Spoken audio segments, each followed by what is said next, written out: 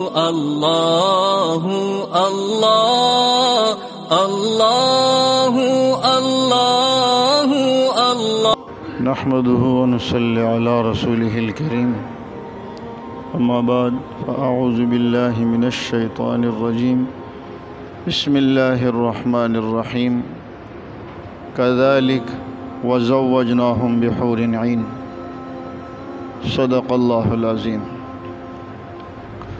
ملحدین کے قرآن کریم پر جو اعتراضات ہیں ان میں سے صرف ہم ان اعتراضات کو اٹھاتے ہیں جو واقعتاً اس قابل ہوں کہ اس کی طرف توجہ دی جائے، ورنہ زیادہ تر بلا وجہ دجل و فریب ہے۔ ایک عام مسلمان بھی اس کے جواب کو سمجھ سکتا ہے۔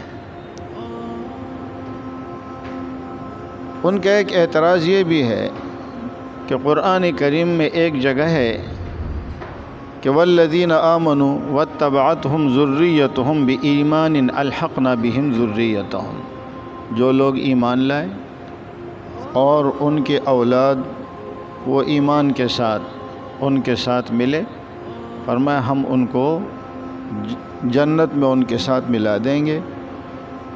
اور جو دنیا میں کسی کی بیوی ہوگی تو رسول اللہ صلی اللہ علیہ وسلم نے فرمایا وہ جنت میں اپنے شوہر کے ساتھ رہے گی۔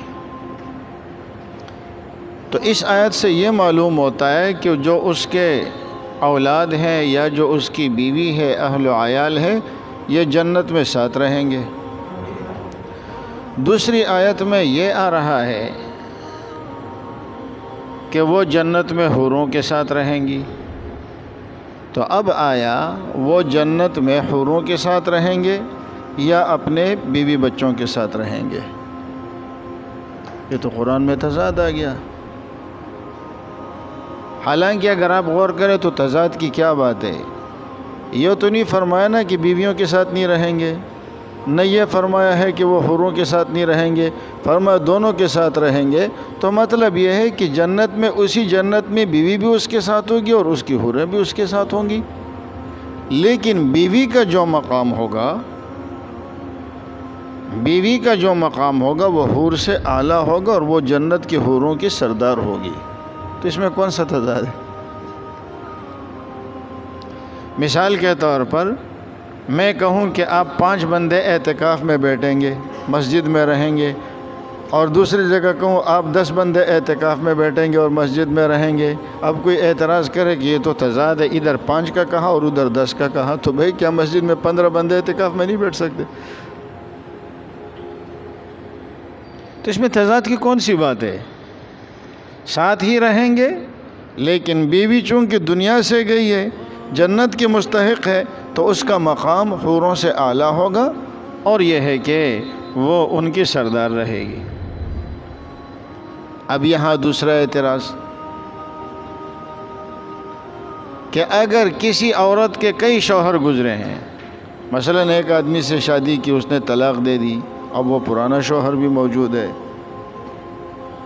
پھر اس نے کیا کیا کہ دوسرے شوہر سے نکاح کر لیا، اب دوسرے شوہر کا انتقال ہو گیا، اس نے تیسرے سے نکاح کر لیا، آگے جا کے اس نے بھی طلاق دے دی، اب اس کے 4-5 شوہر ہو گئے، تو اس میں سے وہ کون سے شوہر کے ساتھ رہے گی؟ اب بیوی 1 اور شوہر 4 ہو گئے۔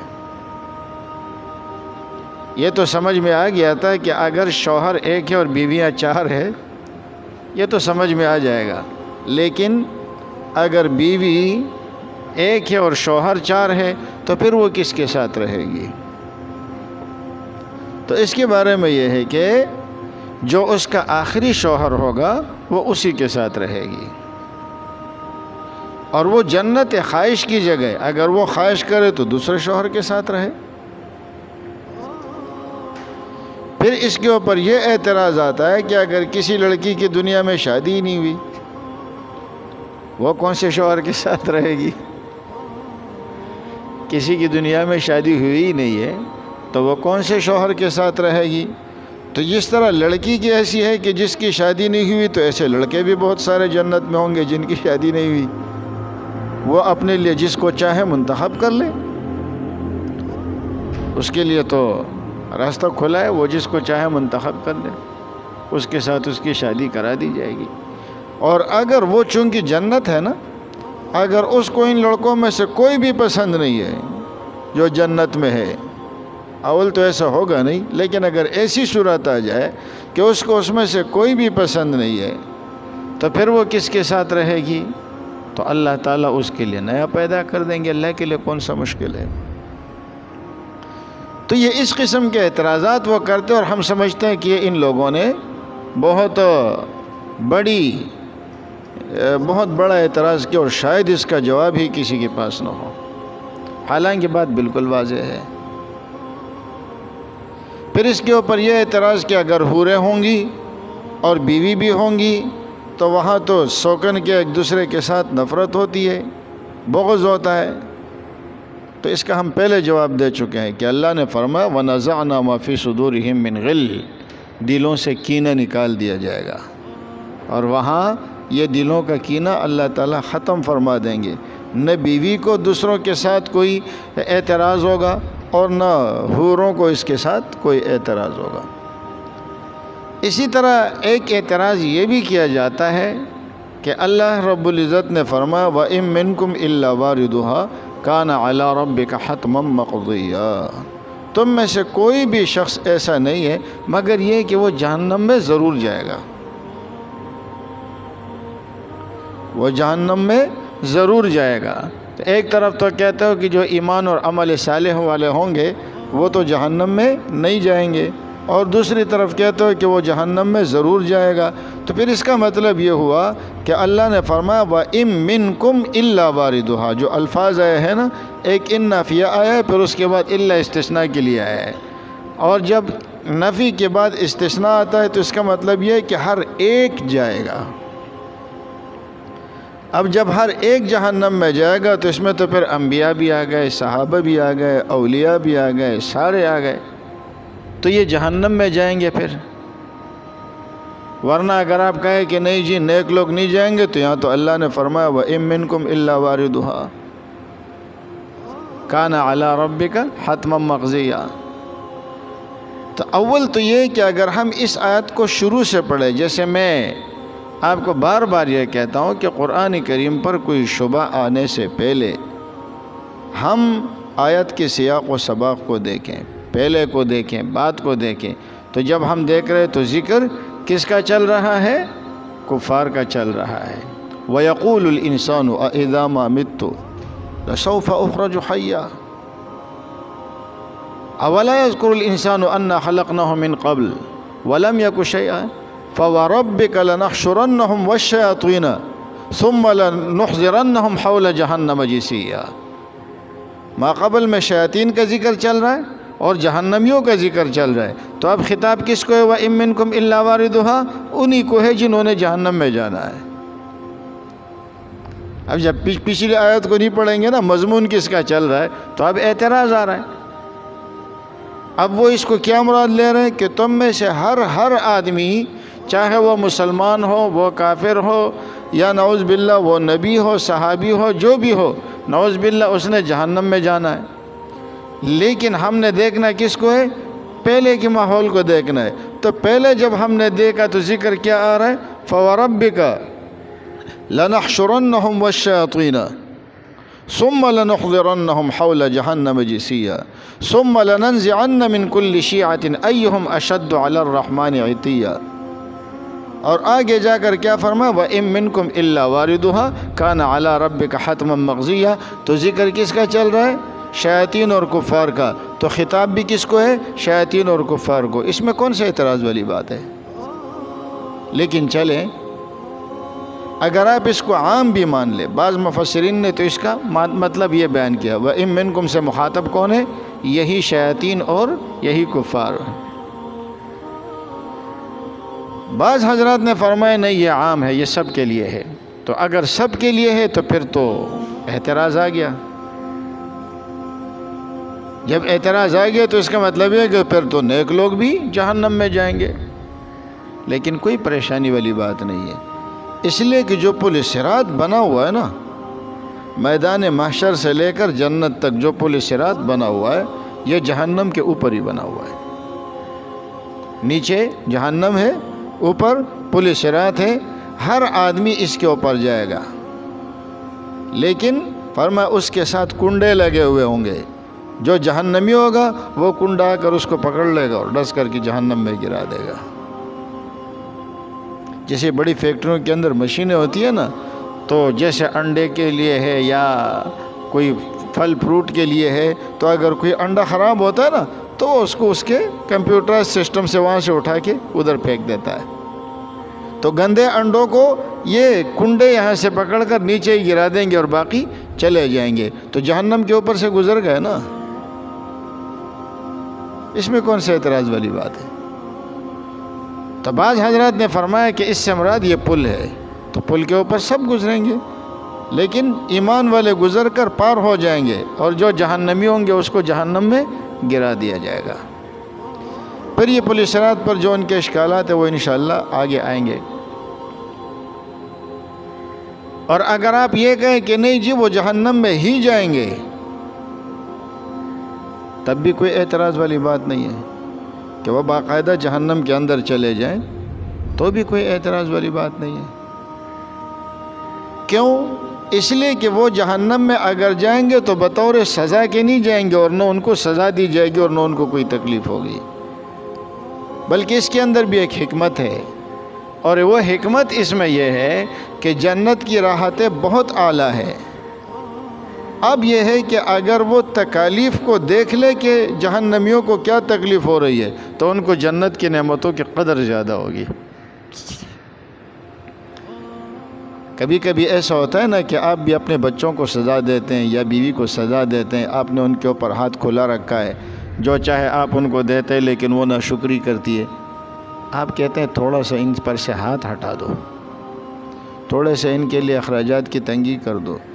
آپ کی بیوی بار بار آپ سے کہتی ہے کہ بس میں میکے چلی جاؤں گی اور میں تیرا، اب ایک دن آپ نے کہا ٹھیک ہے چلی جاؤ۔ جب وہ چلی گئی آپ نے کہا ایک مہینہ رہنے دو، دماغ ٹھکانے آ جائے گا۔ یہ یہاں میرے ساتھ ہے نا، تو اس کو بات کی قدر و قیمت نہیں ہے، اس کو ایک مہینہ ذرا جانے دو، ایک مہینے کے بعد خود سیدھی ہو جائے گی۔ تو جب وہ وہاں جاتی ہے اور وہاں کی حالت دیکھتی ہے نا، تو پھر وہاں سے وہ بھاگتی ہوئی آتی ہے۔ اب دیکھو بچوں کے بغیر تم کیسے گزارا کر لیتی ہو، یا جس طریقے سے میں تم پر خرچ کرتا ہوں، اب وہاں یہ خرچ تمہیں کون دے گا؟ تو اس طرح اللہ تعالیٰ سب کو پہلے جہنم کا وزٹ کرا دیں گے کہ دیکھو یہاں کیا ہو رہا ہے، اور پھر اس کے بعد ان کو جنت میں داخل کریں گے تاکہ ان کو پتہ ہو کہ جہنمیوں کے ساتھ کیا سلوک ہو رہا ہے۔ لیکن اگر وہ جہنم میں جائیں گے بھی تو نہ بطور سزا کے جائیں گے اور نہ ان کو کوئی تکلیف ہوگی۔ اس کی مثال ایسی ہے جیسے جیل کے اندر قیدی بھرے ہوئے ہیں، اب آپ جاتے ہیں قیدیوں کی ملاقات کے لیے، یا کوئی بڑا سیاسی آدمی آتا ہے، ملک کا وزیر اعظم آتا ہے اور وہ قیدیوں سے ملاقات کرتا ہے، تو وہ جیل میں چلا جاتا ہے، پھر اس کے بعد اندر جا کر ہر قیدی کے الگ الگ جو بیرک ہے وہاں چلے جاتا ہے، تو آپ کیا کہیں گے کہ وزیر اعظم صاحب جیل چلے گئے، یا وزیر اعظم صاحب گرفتار ہو گئے، یا وزیر اعظم صاحب مجرموں کے ساتھ جیل میں جا کر بیٹھ گئے؟ تو یہ ایک وزٹ ہوتا ہے جیل کا، تو یہ بھی ایک وزٹ ہوگا جہنم کا۔ تو خلاصہ کیا ہوا؟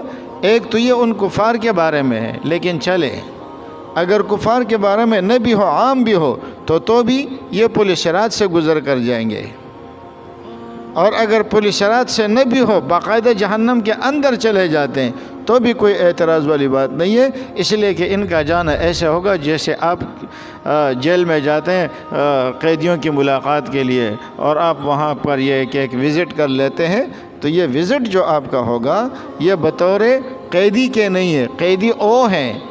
اچھا، پھر اس میں کیا ہوگا کہ آپ کبھی ایسا کریں کہ آپ کا بچہ ہے اور وہ بہت زیادہ ضد کرتا ہے، بہت زیادہ شرارتیں کرتا ہے، لوگوں سے لڑائی یا جھگڑے کرتے ہیں، ایک دن آپ اس کو لے جاتے ہیں جیل، چلے جیل کا وزٹ کر کے آتے ہیں۔ اب آپ کا مقصد کیا ہے؟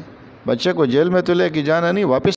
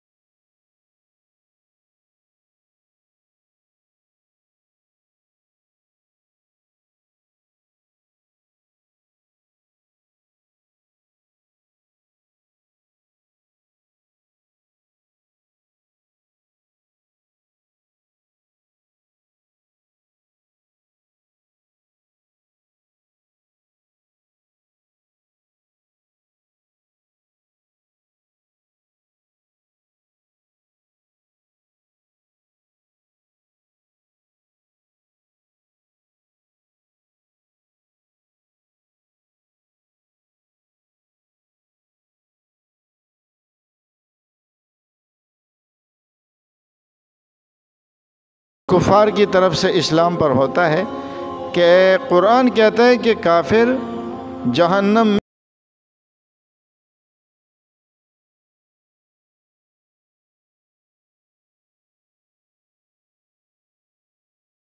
دوسری طرف آپ یہ کہتے ہیں خالدین فیہا ما دامت السماوات والارض الا ما شاء ربک.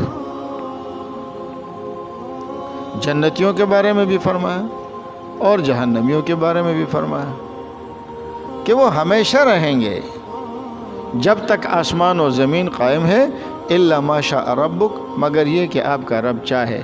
تو اس کا مطلب یہ ہے کہ کافر ہمیشہ جہنم میں نہیں رہے گا، بلکہ کافر کو جہنم سے نکال دیا جائے گا.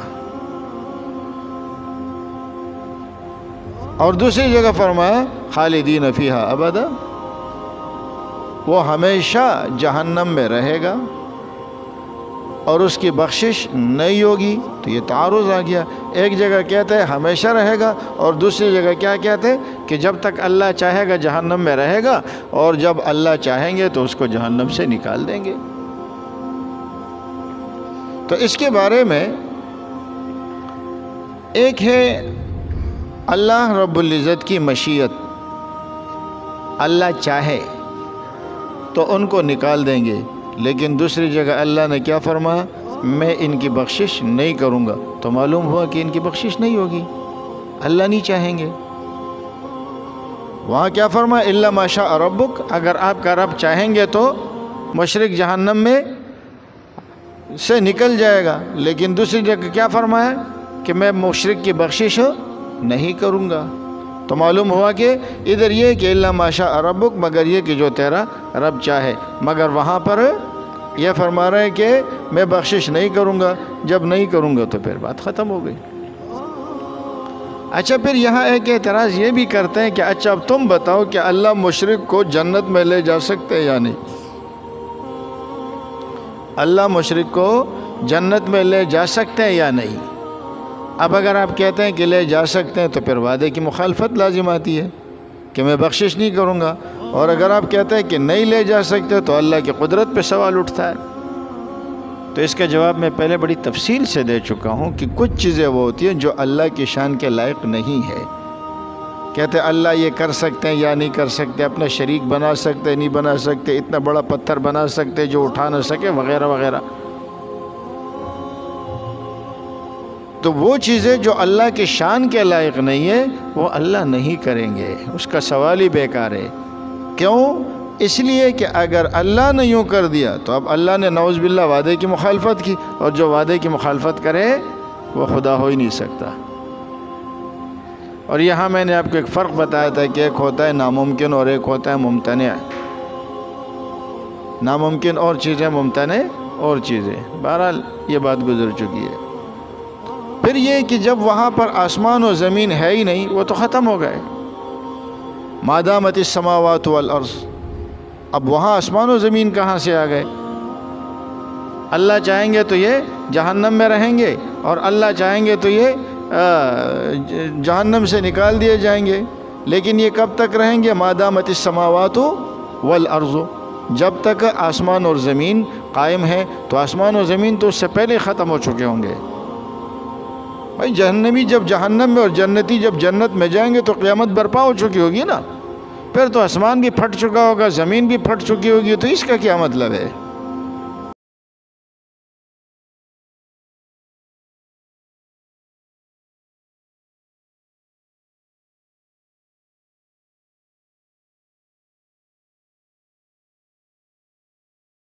جیسے مثال کے طور پر میں نے آپ کو 3-4 دفعہ ایک بات سمجھائی، پھر میں کیا کہتا ہوں کہ میں ہمیشہ سے آپ کو یہ سمجھا رہا ہوں. تو کیا میں ہمیشہ سے سمجھا رہا ہوں یا میں ہمیشہ سے ہوں؟ میں تو ہمیشہ سے ہوں بھی نہیں. کیا مطلب ہو گیا کہ ایک لمبا عرصہ ہو گیا کہ میں تمہیں سمجھا رہا ہوں لیکن آپ لوگ سمجھ نہیں رہے. تو اسی طریقے سے اللہ رب العزت یہاں ایک لمبی مدت مراد لے رہا ہے. یا ہم کسی سے کہیں کہ میں قیامت تک تیرا پیچھا نہیں چھوڑوں گا، تو کیا مطلب ہے؟ اب قیامت تک زندہ رہیں گے؟ یہ تو ہماری زبان میں استعمال ہوتا ہے نا، لیکن مراد کیا ہوتا ہے کہ ایک لمبی مدت تک میں تیرے پیچھے ہوں اور میں تمہارا پیچھا نہیں چھوڑوں گا. تو اب مادامت السماوات والارض اس سے مراد کیا ہے؟ ایک لمبی مدت مراد ہے، لیکن چلے اگر آپ اس سے آسمان و زمین مراد لے لیں تو بھی کوئی اعتراض والی بات نہیں ہے، اس لیے کہ وہاں بھی آسمان اور زمین ہوں گے، وہاں بھی جنت کی بھی زمین ہوگی اور وہاں کا بھی آسمان ہوگا، اور وہ زمین اور آسمان ہمیشہ ہی رہیں گے، تو پھر ان کا عذاب بھی ہمیشہ ہی رہے گا۔ وہاں بھی آسمان و زمین ہمیشہ ہی رہیں گے اور تو پھر ان کا عذاب بھی ہمیشہ رہے گا۔ الا ما شاء ربک کا مطلب کیا ہوگا کہ اگر تیرا رب چاہے، لیکن دوسری جگہ اللہ نے فرما دیا کہ میں نہیں چاہوں گا کہ کسی مشرک کو جہنم سے نکال دوں۔ اور دوسرا جواب علماء نے یہ دیا ہے کہ اس سے پہلے الا ما شاء ربک خالدین فیہا، وہ رہیں گے کہاں؟ عذاب میں، آگ والے عذاب میں۔ جب تک اللہ چاہے وہ آگ والے عذاب میں رہیں گے، اور جب اللہ چاہے آگ والے عذاب سے نکال کر دوسرے عذاب کی طرف منتقل کر دیں گے، اور جہنم کے مختلف عذاب ہوں گے۔ ضروری نہیں ہے کہ صرف آگ ہی ہو، بھائی اگر کسی کو سزا دینی ہو نا تو کبھی یوں کرتے ہیں کہ آپ کھڑکیاں دروازے بند کر دیتے ہیں، اندھیر کوٹری میں بند کر دیتے ہیں، اور یہ ہے کہ کوئی پنکھا نہیں ہے تو یہ بھی ایک سزا ہے، گرمی کے اندر اس کے پسینے چھوٹ رہے ہیں، اس کو گھٹن ہو رہی ہے۔ اسی طرح مجرم کو جو سزا دی جاتی ہے، کوڑے مارے جاتے ہیں، لاتیں ماری جاتی ہے، کبھی سزا یہ ہوتی ہے کہ اس کو برف کی سلیوں پر لٹا دیا جاتا ہے۔ اب جہنم کے اندر بھی جو سزائیں ہوں گی نا، تو کبھی سزا آگ والی ہوگی اور کبھی سزا ٹھنڈ والی ہوگی۔ نبی علیہ السلام نے فرمایا نا، یہ جو تم گرمی اور سردی محسوس کرتے ہو، جہنم اللہ سے شکایت کرتی ہے، اکل بعضی بعضا، میرے بعض حصے نے بعض حصے کو کھا لیا، فاذن لها بنفسین، تو ان کو 2 سانس باہر نکالنے کی اجازت دے دی۔ جس طرح دیگچے کے اوپر ڈھکن رکھا ہوا ہوتا ہے، یا جیسے کوکر ہوتا ہے اور اس کو آپ وہ اٹھا لیتے ہیں تو اندر سے بھاپ باہر نکل آتی ہے، گویا یہ اس کی ایک سانس ہے جو اس نے باہر نکال دی۔ یا جیسے فریزر آپ کھولتے ہیں تو اس کے اندر سے وہ دھواں باہر نکلنا شروع ہو جاتا ہے، گویا یہ ٹھنڈک ہے۔ تو وہاں ٹھنڈک کا بھی عذاب ہوگا، کب تک؟ جب تک تیرا رب چاہے ٹھنڈک والا عذاب دیں گے، اور جب تک تیرا رب چاہے تو اس کو وہ والا عذاب دیں گے۔ اس میں کون سے اعتراض والی بات ہے؟ اب یہاں دوسرا اعتراض جو اکثر ملحدین اس بات پر کرتے ہیں، اور وہ دوسرا اعتراض یہ ہے کہ کافر نے جو عمل کیا وہ محدود ہے اور اس کی سزا ہمیشہ، تو یہ بات قابل قبول نہیں ہے۔ جرم تھوڑا سا ہے، ایک آدمی ہے اور وہ چلے ساری زندگی بھی اگر کافر رہا تو اس کی زندگی کتنی ہوگی؟ 100 سال ہوگی، چلو 200 سال کرو، تو گناہ اس نے 200 سال کیا ہے اور سزا مل رہی ہے کیا؟ ہمیشہ کی۔ یہ تو زیادتی ہے، ظلم ہے۔ گناہ 200 سال کا ہے اور سزا ہمیشہ کی ہے، تو پھر گناہ جتنا ہو تو سزا بھی اتنی ملے نا۔ گناہ محدود ہے اور سزا لا محدود، یہ تو ظلم ہے۔ یا ایک آدمی ہے وہ ساری زندگی مسلمان رہا، آخری وقت میں جا کر وہ کفر اختیار کر لیتا ہے اور 1 منٹ کے بعد وہ مر جاتا ہے، تو کفر میں اس نے 1 منٹ گزارا ہے اور سزا کیا مل رہی ہے؟ ہمیشہ کا جہنم۔ اب کیا ہوگا؟ تو اب دیکھیں، اول تو یہ بات کہنا غلط ہے کہ جتنا جرم ہو، جتنے دیر جرم کیا ہے اتنی دیر سزا ملے، یہ ضابطہ غلط ہے۔ جو سزا ملتی ہے نا وہ جرم کی نوعیت کے اعتبار سے ہوتی ہے، جرم کی مدت کے اعتبار سے نہیں ہوتی۔ ایک آدمی کسی کو قتل کرتا ہے، ایک آدمی ہوئے جس نے دوسرے کو کمرے میں بند کیا ہے اور اس کو مار رہا ہے اور 4-5 دن تک اس کو مسلسل مارا، تو جرم کی مدت کتنی ہوئی؟ 5 دن۔ دوسرے ایک بندہ ہے، اس نے بندوق نکالی اور ڈس کر کے مارا اور 1 منٹ کے اندر وہ مر گیا، تو اب یہاں جرم کی مدت 1 منٹ ہے، تو بتائیے سزا کس کی زیادہ ہونی چاہیے؟ 1 منٹ والے کی۔ کیوں؟ اس لیے کہ اس کے جرم کی نوعیت زیادہ ہے۔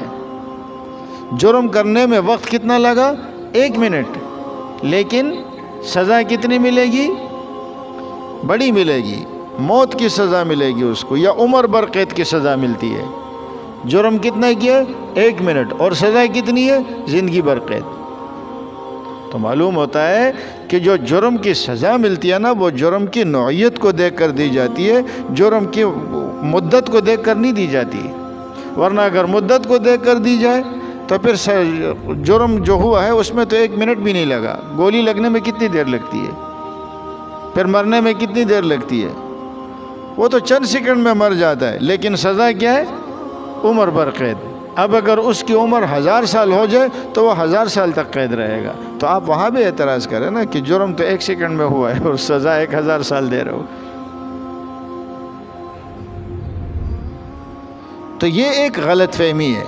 یا ایک آدمی مثال کے طور پر کسی عورت کا ریپ کرتا ہے، تو ریپ کرنے میں کتنی دیر لگے گی؟ 5 منٹ، 10 منٹ، لیکن سزا کیا ہے؟ کیا سزا بھی 5 منٹ کی ہوگی کہ جیل میں 5 منٹ کے لیے ڈال دو یا 10 منٹ کے لیے ڈال دو؟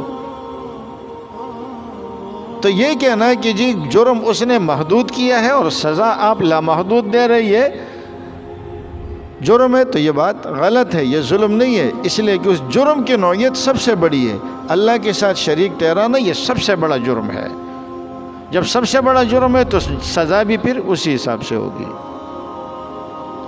دوسری بات یہ ہے کہ جب کوئی شخص مرتے دم تک کافر رہا تو اس کا مطلب کیا ہے؟ کفر پر اس کا خاتمہ ہو گیا۔ اب یہ بات حتمی ہو گئی کہ اگر یہ اور بھی جیتا تو کفر پہ ہی جیتا، اگر یہ ہمیشہ جیتا تو کفر میں ہی جیتا۔ کیوں؟ اس لیے کہ جتنی عمر اس کی تھی اس میں تو یہ جیا۔ تو اب ہم یہ نہیں کہہ سکتے کہ اس کا جرم محدود ہے۔ کیوں؟ اس کا جرم بھی لامحدود ہے، اگر وہ آگے بھی جیتا تو کفر میں ہی جیتا۔ یا ایک آدمی ساری زندگی تو مسلمان رہا، آخر میں جا کر کہ وہ مر گیا اور کفر اختیار کیا اور 1 منٹ کے بعد مر گیا، تو اب جب موت آ گئی اب گویا مہر لگ گیا کہ اگر یہ آگے بھی زندہ رہتا تو یہ کفر پر ہی رہتا، اس لیے کہ اسی پر اس کا خاتمہ ہوا ہے۔ تو اس میں اعتراض کی کون سی بات ہے کہ جرم جو ہے وہ محدود ہے اور دوسری چیزیں جو ہے وہ لامحدود ہے۔ اچھا، اسی طرح ایک اعتراض وہ یہ بھی کرتے ہیں کہ ایک جگہ اللہ رب العزت فرماتے ہیں وَمَا كَانَ لِنَفْسٍ أَن تُؤْمِنَ إِلَّا بِإِذْنِ اللَّهِ، کسی نفس کے لیے اس بات کی گنجائش نہیں ہے کہ وہ اپنی مرضی سے ایمان لائے، بلکہ یہ کس سے ہوتا ہے؟ اللہ کے حکم سے، یہ اللہ کے حکم سے۔ اور اس قسم کے اشکالات، اس کا ہم پہلے بھی ایک جواب دے چکے ہیں کہ ایک طرف کہتے ہیں یہ اللہ کے حکم سے ہوتا ہے، دوسری طرف کہتے ہیں کہ نہیں یہ خود گمراہ ہو گیا۔ ایک طرف کہتے ہیں اللہ کے حکم سے ایمان لایا، دوسری طرف کہتے ہیں نہیں یہ خود ایمان لایا۔ لمن شاء منکم ان یستقیم وما تشاءون الا ان یشاء اللہ۔ آپ فرمائے جو تم میں سے چاہے کہ وہ درست ہو جائے، سیدھے راستے پہ چلے، تو اس کا مطلب کیا ہے کہ سیدھے راستے پہ چلنا تمہارا کام ہے۔ اور آگے کیا فرمایا؟ وما تشاءون الا ان یشاء اللہ رب العالمین، تم کچھ نہیں چاہ سکتے مگر یہ کہ اللہ چاہے۔ اب دیکھیں یہاں بھی تضاد آ گیا، بندہ ایمان لاتا ہے تو خود لاتا ہے، دوسری جگہ کیا کہتا ہے؟ بندہ ایمان لاتا ہے تو اللہ کے حکم سے ایمان لاتا ہے۔ ایک جگہ کہتے ہیں بندہ گمراہ ہوتا ہے تو اپنے طور پر، وَإِن زَلَلْتُ فَإِنَّمَا أَضِلُّ عَلَى نَفْسِي، میں خود اپنی گمراہی کی وجہ سے گمراہ ہو رہا ہوں۔ دوسری جگہ کیا فرماتا ہے؟ مَن يُضْلِلِ اللَّهُ فَلَا هَادِيَ لَهُ، جس کو اللہ گمراہ کر دے اس کو کوئی ہدایت دینے والا نہیں ہے۔ تو یہ اس قسم کے قرآن کریم کی کافی آیات وہ آپ کے سامنے پیش کر سکتے ہیں کہ ایک طرف کہتے ہیں کہ یہ کام اللہ کرتا ہے اور دوسری طرف کیا کرتا ہے کہ یہ کام یہ خود کرتا ہے۔ اصل میں وجہ کیا ہے؟ وجہ یہ ہے کہ اللہ تعالیٰ نے انسان کو اختیار دیا ہے۔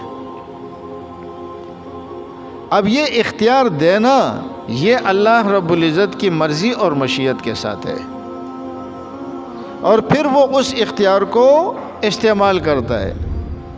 وَمَا يَشَاءُونَ إِلَّا أَن يَشَاءَ اللَّهُ إِنَّ اللَّهَ كَانَ عَلِيمًا حَكِيمًا۔ اب مطلب کیا ہوا کہ آپ اپنے مرضی سے جو کام کر رہے ہیں نا، تو یہ بھی کس کی مشیت سے کر رہے ہیں؟ اللہ کی مشیت سے، کہ اللہ تعالیٰ نے آپ کو اختیار دیا ہے۔ اگر اللہ آپ کا اختیار سلب کر لیتا تو آپ کر سکتے تھے۔ مثال کے طور پر ایک آدمی روزہ نہیں رکھتا تو وہ اپنے اختیار سے کر رہا ہے نا، تو اس کو یہ اختیار کس نے دیا ہے؟ اللہ نے دیا ہے، لیکن ساتھ میں بتا دیا کہ اختیار میں دے رہا ہوں، چاہے ایمان اختیار کرو چاہے کفر اختیار کرو۔ تو یہ جو اختیار ہے یہ کس نے دیا ہے؟ اللہ نے۔ تو اللہ کی مشیت سے مراد یہ ہے کہ اللہ نے آپ کو ایک اختیار دیا ہے، اور تمہاری مشیت سے مراد یہ ہے کہ تم نے اپنی مرضی سے اس راستے کو اختیار کر لیا۔ اب اللہ نے آپ کو اختیار دیا تھا کہ چاہو گمراہی پر جاؤ، اب آپ گمراہی کی طرف گئے تو کبھی اس گمراہی کی نسبت اللہ تعالیٰ اپنی طرف کرا دیتے ہیں کہ میں نے تمہیں گمراہ کر لیا، اور کبھی اس کی نسبت اس کی طرف ہو جاتی ہے کہ اس نے اپنے اختیار سے یہ کام کیا۔ تو یاد رکھیں قرآن کریم میں یہ جو اب اس پر وہ کہتے ہیں جی ہم نے زنا کر لیا، کیوں؟ اس لیے کہ اللہ چاہتا ہے۔ اللہ نے فرما دیا نا تم کچھ بھی نہیں کر سکتے ہو مگر یہ کہ جو میں چاہوں۔ اللہ نے فرما دیا کہ تم کچھ بھی نہیں کر سکتے مگر یہ کہ جو میں چاہوں۔ میں کسی کو قتل کرتا ہوں تو اللہ اس پر راضی ہے، نعوذ باللہ، کیوں؟ اس لیے کہ وہی کرتا ہوں میں جو اللہ چاہتا ہے۔ تو ان تمام چیزوں میں اس بات کو سمجھ لیں کہ اللہ کی چاہت سے کیا مراد ہے؟ اللہ کی چاہت سے مراد ہے کہ اللہ نے تمہیں دونوں چیزوں کے درمیان اختیار دے دیا، تم چاہے یہ کام کرو یا یہ کرو، لیکن ساتھ میں نتیجہ بتا دیا، اس کا نتیجہ یہ ہوگا، اس کا نتیجہ یہ ہوگا۔ یہ اللہ کی مشیت ہے۔